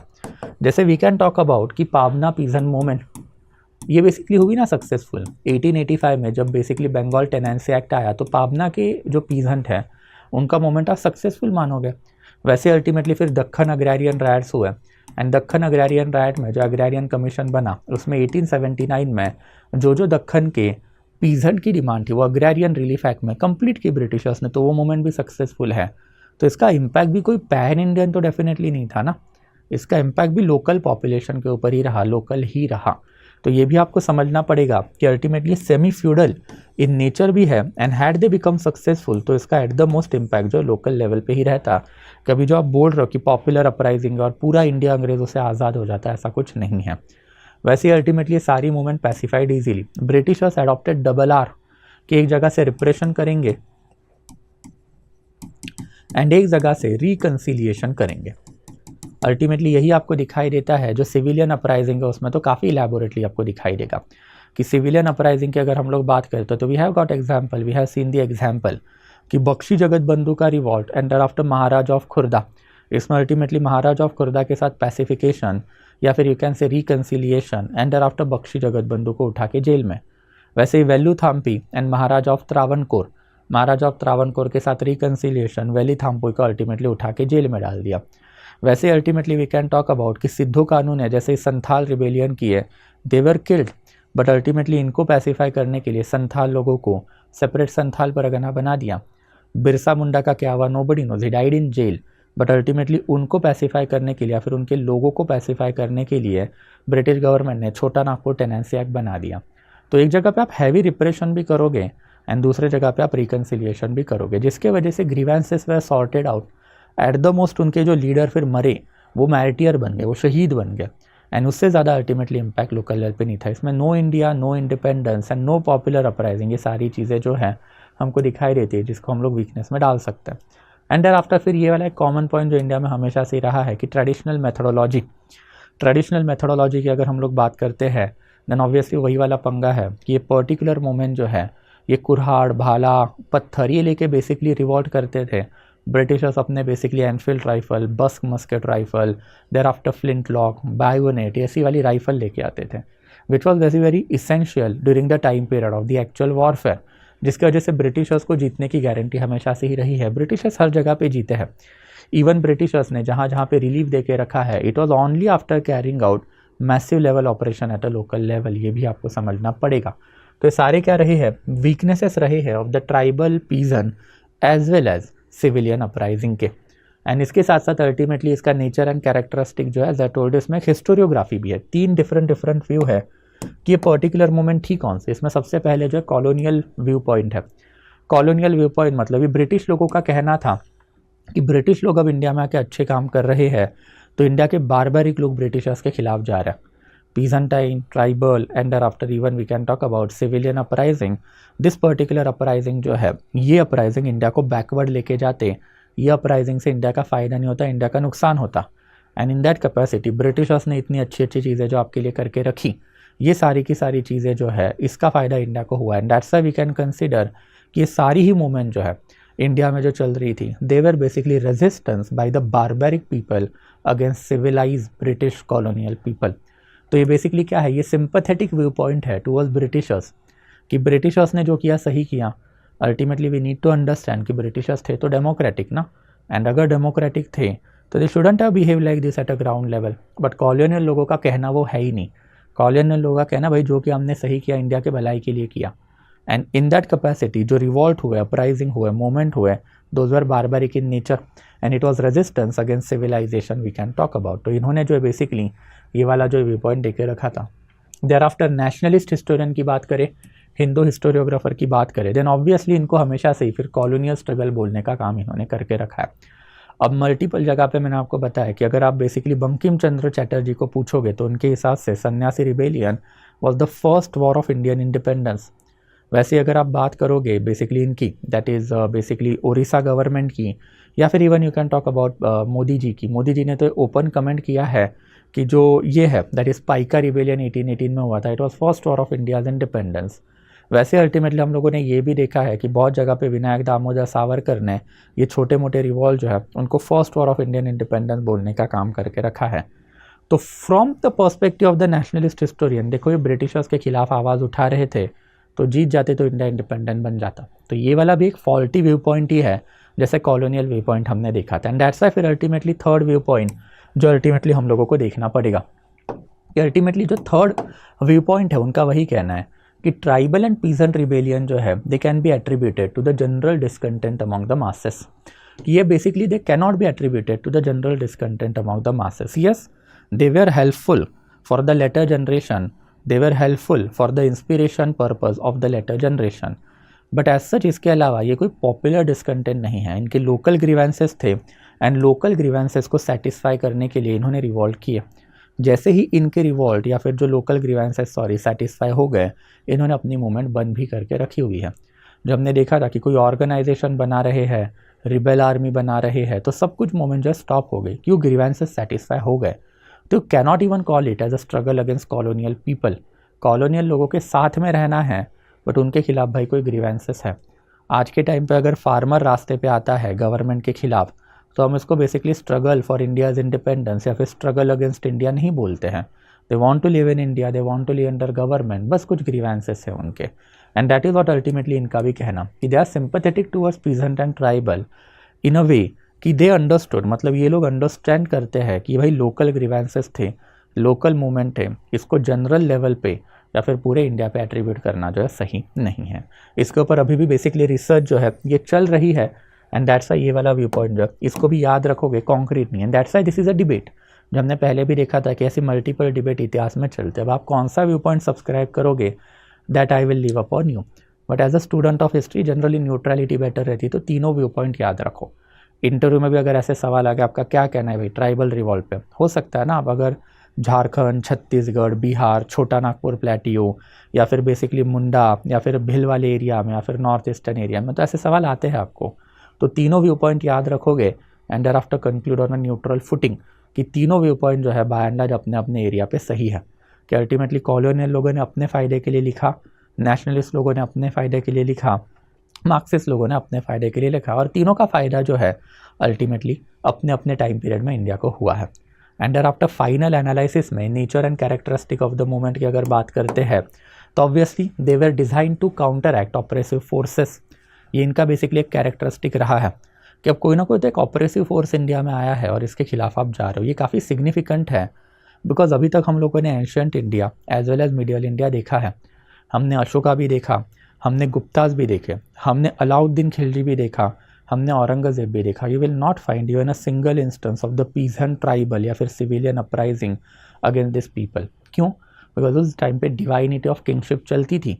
मुग़ल एम्पेरर, सल्तान अपने आप को फरीज दी, ज़िले इलाही टाइटल लेके बैठे हुए थे। एक राजा, महाराजा, सम्राट बड़े बड़े सेक्रीफाइस करके अपने आप को भगवान का अवतार बताकर रखा हुआ था।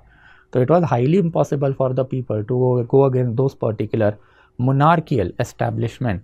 बट ब्रिटिशर्स के अंडर एटलीस्ट हमको ये दिखाई देता है कि पीपल नाउ रियलाइज कि भाई अपने ग्रीवेंसेस है तो रास्ते पे उतरना पड़ेगा, ब्रिटिशर्स के खिलाफ जाना पड़ेगा। And that is what we can clearly see over here कि ultimately they were counterpart और counteract to oppressive moment for the first time in our entire India's history. People struggle against ruling class हमको दिखाई देता है। Unfortunately for 2500 years it was suppressed और it was not at all happening in our country। वो अभी हो रहा है और एक सर्टन डिग्री का सक्सेस उसको मिला हुआ है। जो अभी हमने देखा कि पाबना है, दक्खन है, संथाल परगना, छोटा नागपुर एक्ट, ऐसे मल्टीपल सक्सेस जो उसमें आ भी रहे थे। वैसे ही स्ट्रॉन्ग सेंस ऑफ कम्युनिटी कि अल्टीमेटली इसके वजह से अब इंडिया की कम्युनिटी जो है वो वेल नीड बननी चालू हो गई कि आपको एक कॉमन एनिमी मिला ना, यानी कॉमन एनिमी की वजह से वी कैन टॉक अबाउट कि एक स्ट्रॉन्ग सेंस ऑफ कम्युनिटी अब इंडिया में आना चालू हो गया कि tribal people, civilian people and there after even we can talk about peasant population at any given period of the time India का मेजॉरिटी है और सबके लिए अब अल्टीमेटली एक ही दुश्मन है। And that's how ultimately Hindu religion के बीच में and with in Hindu and Islamic religion के बीच में जो वेजेस है वो भी अब कम होने चालू हो गया। वन ऑफ द कैरेक्टरिस्टिक या फिर nature we can talk about, they were backward in looking. अब इसके ऊपर बहुत सारी बातें हमने करके रखी है। Thereafter relationship to the imperial power जो इनका रहा है, it has also fluctuated from the violence to the peaceful. And हर एक मोमेंट में आपको वॉयलेंस, पीसफुल दोनों चीज़ें जो दिखाई देगी। And there after impact of caste and communal politics on populist movement, ये भी एक पॉइंट जो है ये हम लोग देख सकते हैं कि धीरे धीरे करके इसके वजह से हुआ क्या कि जहाँ जहाँ पे रिवॉल्ट हुए वहाँ पे अल्टीमेटली लोकल लेवल की जो पॉपुलेशन है कास्ट लाइन पे as well as communal line पे नेशनल मूवमेंट में जो है आनी चालू हो गई। लेटर ऑन इसकी बात करेंगे कि पहले मॉडरेट फिर extremist and there after even Gandhian movement, इन लोगों ने हमेशा से ही ये लोगों को नेशनल मूवमेंट में लाने के लिए इनके लोकल ग्रीवेंसेस हार्नेस किए एंड ये लोकल ग्रीवेंसेस हार्नेस करके इनको नेशनल मूवमेंट में लाया। कैसे, वो लेटर ऑन देखेंगे। And there after they were bridge between Indian intelligentsia and popular masses. कि Indian intelligentsia and popular masses, मतलब basically you can talk about जो इंडिया का भी एक लिबरल इंटेलेक्चुअल क्लास है, प्रिसाइजली मॉडरेट लीडरशिप जो आपने देखी होगी कि कभी भी गवर्नमेंट के साथ पेटिशन पॉलिटिक्स खेलने में ही यकीन रखती थी। They did not believe in mass politics, but फिर भी this particular moment force intellectual to enter on to the road, talk with the masses, get their grievances and submit it to the government. तो ये भी काफ़ी significant angle रहा है कि ये सारी ही मूवमेंट के वजह से एटलीस्ट मॉडरेट लीडरशिप जो उस ज़माने में इंडिया में चल रही थी, the it entered into the masses and masses में जाके they got to know about the true condition of our country. जैसे एमजी रानडे का एग्जाम्पल हमने देखा Deccan agrarian riot, SN Banerjee का एग्जाम्पल हमने देखा पाबना पीसन मूवमेंट, वैसे you can talk about basically Neel Darpan and thereafter फिर अल्टीमेटली द पैट्रियट जो नील इंडिगो रिबेलियन के टाइम पीरियड में इंडिया में चल रहा था। And that sums up today's session guys. So I hope it is quite clear कि अगर हम लोग बात करते हैं पॉपुलर अपराइजिंग की, तो पॉपुलर अपराइजिंग काफ़ी सिग्निफिकेंट रहे हैं। अगेन इन नटशेल अब we are at a last stage of the British East India company. एक नटशेल में सिर्फ एक बेसिकली देख लेते हैं कि we started this journey from the advent of Europeans in our country. Within this advent of Europeans हम लोगों ने देख के रखा हुआ था कि इंडिया में पोर्तुगीज़, उनके बाद में फिर डच, उनके बाद में ब्रिटिश, फिर Danish and there after French India में आए। There after we entered into each and every company. हमने देखा कि उनमें क्या चल रहा था, how British East India company become victorious. At the same period of the time फिर इंडिया में सेकेंड पिलर हमने देखा था कि लेटर मुगल्स क्या कर रहे थे। We trace the responsibility of the decline of Mughal from Shahjahan, Shahjahan के एक्सपेंडिचर, औरंगजेब की गलतियाँ एंड लेटर मुगल्स की गलतियाँ, हमने वो कवर अप की। फिर लेटर मुगल्स के अंदर इंडिया का जो थोरो पॉसिबल डिसइंटीग्रेशन हुआ वो हमने देखा कि इट स्टार्टेड फ्रॉम बंगाल, फिर Bengal, Awadh, Mughal, there after we can talk about basically Hyderabad, Hyderabad के साथ साथ even we can talk about Arcot, फिर मैसूर, फिर मराठा, देयर आफ्टर फिर सिख एंड इसके बीच में अल्टीमेटली फिर Jat land, Bundela land, Rajputana land. तो ऐसे मल्टीपल डिसइंटीग्रेशन इंडिया के हुए। Obviously it is highly impossible for us to enter into each and every entity, but इसमें से कुछ कुछ एंटिटी हमने इलेबोरेटली देखी। हमने देखा था कि बंगाल, अवध, मुगल, देयर आफ्टर फिर मैसूर, फिर Maratha and there after Sikh, ये इंडिपेंडेंट रिबेल किंगडम बने कैसे। ये इंडिपेंडेंट रिबेल किंगडम में अल्टीमेटली कौन से इंपॉर्टेंट पर्सनैलिटीज़ थे, ये इंपॉर्टेंट पर्सनैलिटीज़ ने अल्टीमेटली क्या क्या काम लोकल लेवल पे करके रखे हुए थे। देयर आफ्टर हमने देखा कि British East India company area में कैसे आई। ब्रिटिश ईस्ट इंडिया कंपनी वाली थर्ड पिलर एरिया में आके फिर ब्रिटिश ईस्ट इंडिया कंपनी ने कैसे पहले battle of Plassey, battle of Berkshire, Anglo Maratha war, Anglo Mysore war and finally Anglo Sikh war खेल के इंडिया इंटीग्रेट किया। इंडिया इंटीग्रेट करने के साथ इसको फिर प्रोटेक्शन के लिए ब्रिटिशर्स ने जो Anglo Burmese warfare, Anglo Nepal warfare, Anglo Sikkim warfare and there after even Anglo Afghan warfare खेले, हमने वो भी इलेबोरेटली देखे। एंड देयर आफ्टर फिर ब्रिटिशर्स ने बड़ी मुश्किल से 100 ईयर में अब जो इंडिया इंटीग्रेट किया, उसके लिए ब्रिटिशर्स ने जो पॉलिटिकल पॉलिसी में भी ट्रेस कि पहले तो London administration and Calcutta administration, इसमें multiple act of the Britishers and there after within India district को पाइवेट रख के कॉर्नवालिस एंड कॉर्नवालिस के बाद अल्टीमेटली विलियम बेंटिक ने किए हुए major. There after we have also seen the economical policies of the Britishers, जिसमें हमने देखा कि कैसे सिस्टमैटिकली इंडिया में लैंड रेवेन्यू पॉलिसी पहले and there after ultimately commercial policy, जिसमें commercialisation of agriculture and forceful we can talk about basically deindustrialisation of our country Britishers ने किया। वी हैव ऑल्सो सीन कि Britishers ने फिर social policies में socio religious reform movement भी करवाए। ये सारी चीज़ें करने के बाद this was the next pillar that was basically popular uprising, कि जो ब्रिटिशर्स ने पैन इंडिया कैप्चर किया, political, social, economical policy adopt की, अब उसका लोकल लेवल का इम्पैक्ट जो अभी हमने देखा कि मल्टीपल छोटे छोटे मूवमेंट चले। हमने ये भी देखा कि whether we call this particular movement as popular uprising और नॉट, कि depending upon colonial perspective, nationalist perspective and there after Marxist subaltern perspective you can have your view point. And finally अब हम लोगों को जाना है last step, that is revolt of 1857 and that is something we will enter into tomorrow. कि अब revolt of 1857 में जाएंगे एंड रिवॉल्ट ऑफ 1857 में उतर के देखेंगे कि अब एग्जैक्टली ये रिवॉल्ट है क्या, हुआ कैसे। एंड जितना भी लेक्चर अभी तक हमने देखा, रफली 50 lectures, not more than 1 hour each, ये सारे ही लेक्चर जो है उसको कल हम लोग सम अप करेंगे, because revolt is a very very landmark event in our country. And यही रिवॉल्ट की वजह से अभी ईस्ट इंडिया कंपनी का राज जाएगा एंड ब्रिटिश गवर्नमेंट का राज आएगा। हमने ब्रिटिशर्स की सोशल, इकोनॉमिकल, कल्चरल पॉलिसीज़ में इलेबोरेटली देखा है कि कंपनी का राज इंडिया के लिए अच्छा था, गवर्नमेंट का राज will not be good for India. ये क्यों, ये अभी हम लोग कल देखेंगे। That is something that will be entering into tomorrow and it will be the last leg of the entire British East India Company also. Modern काफ़ी बड़ा है, ये मैंने आपको लेक्चर चालू करने से पहले ही बता के रखा था। It's a drag and that's why it is going to consume maximum possible lecture. तो I can't give you guarantee कब खत्म होगा कब नहीं, but at least I can give you that assurance कि वीकली बेसिस पे 5-6 वीडियो एक डेढ़ घंटे के I will be putting hands forth and I try to finish it up as soon as I can. But obviously बहुत बड़ा है, ऐसा नहीं कि मैं इसको बेसिकली जल्दी से रैप अप करूँ, मज़ा भी नहीं आएगा। तो I will go with my pace. बहुत सारे मैसेजेस अब मेरे को आ चुके, गालियाँ भी आपने डाली है, तो आई विल हैव मोर गालियाँ, I don't mind at all, but वो भगाने में मज़ा नहीं है। बट एक घंटे के at least 5 to 6 video I try to put henceforth on a regular basis and I'll try to wrap it up by the end of the next month. So that is something we'll be entering into from tomorrow onward, guys. So thank you so much. I'll be stopping the session now. Thank you so much, guys.